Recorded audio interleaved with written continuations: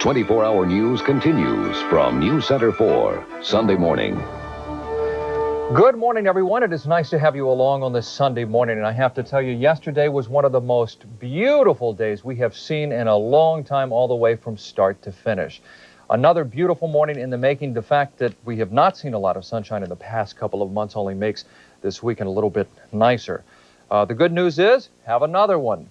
Forecasters calling for another great-looking day. We'll put some detail in your forecast coming up. First, let's get to our top story. In the news, the search for clues begins and the impact widens from Friday's explosion at the World Trade Center in New York.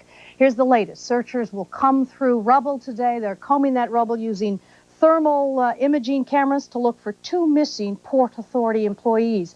The Twin Towers will stay closed at least through tomorrow while crews assess damage. That will cost one bank at least $20 million each day that its doors are shut. The closure also means the center's 55,000 employees have no current home. And also, authorities this weekend gave the first official verification of what likely caused the blast. Our best guess is there's a high probability it is a bombing. It may be terrorist-related. Still, no one could say much more. Looks like a bomb. It smells like a bomb. It's probably a bomb. And they've said that to you.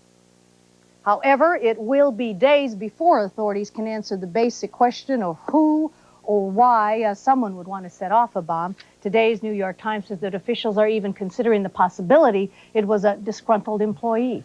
5 people were killed in Friday's blast, including a pregnant woman, and more than 1,000 people were hurt, all but 15 suffering from smoke inhalation or exhaustion. Rescuing some of the injured turned many people into quiet heroes. Reporter Julian Phillips talked with one person. There are probably thousands of stories to tell of the terrifying experience of the injured and those who made it out unscathed. Donna Anderson's was perhaps one of the most compelling. I knew that she was in grave danger. I knew if we didn't get her out of there, she would die. She was with her buddy, 28-year-old Geraldine Hearn, on the 43rd floor eating lunch. Hearn was 6 months pregnant with a high-risk pregnancy.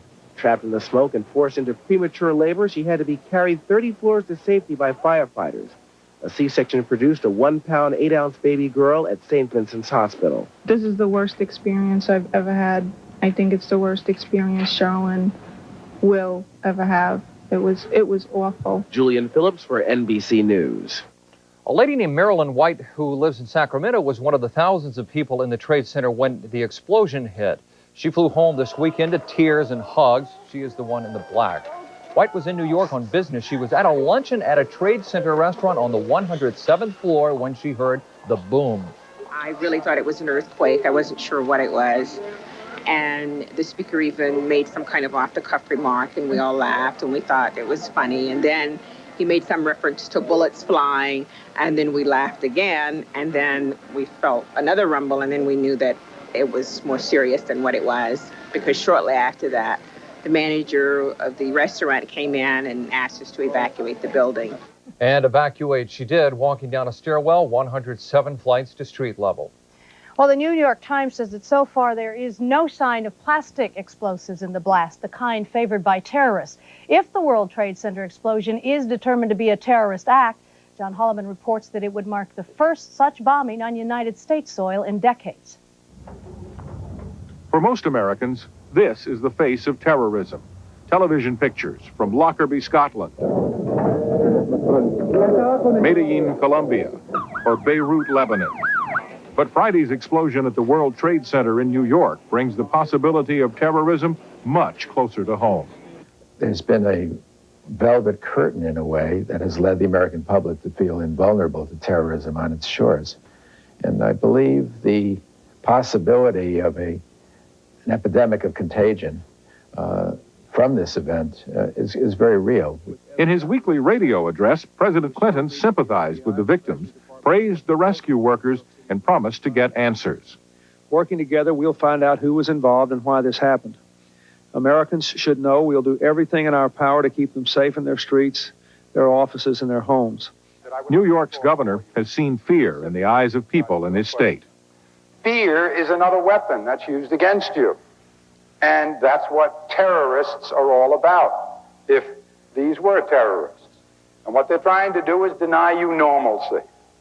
And what we must do in this safest and greatest city and state and nation in the world is return as quickly as we can to normalcy.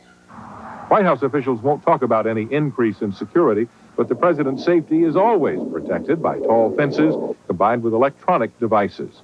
Explosive sniffing dogs are at work as usual, as are metal detectors for all visitors. White House aides are closely monitoring the investigation, and President Clinton is staying in touch with FBI Director Sessions. But the big question being asked here right now is who is responsible for what appears to be the return of terrorism to the United States. John Holloman at the White House. From terrorism to a mission of mercy, American pilots may have missed their mark in Bosnia this morning. U.S. cargo planes left Germany to drop leaflets informing Muslims and others that food and other relief supplies are on the way. But initial reports say that none of those announcements have been found, that they may have fallen in the no man's land between Serb and Muslim front lines. The problem is that relief supplies are supposed to be dropped from the same height. Pilots initially said this morning's leafleting went without a hitch.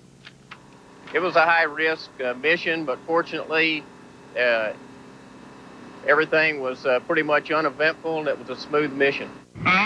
Well, no word yet on whether this morning's potential snafu will in fact hamper the relief efforts. At last check, the food drops were set to start within the next day or two.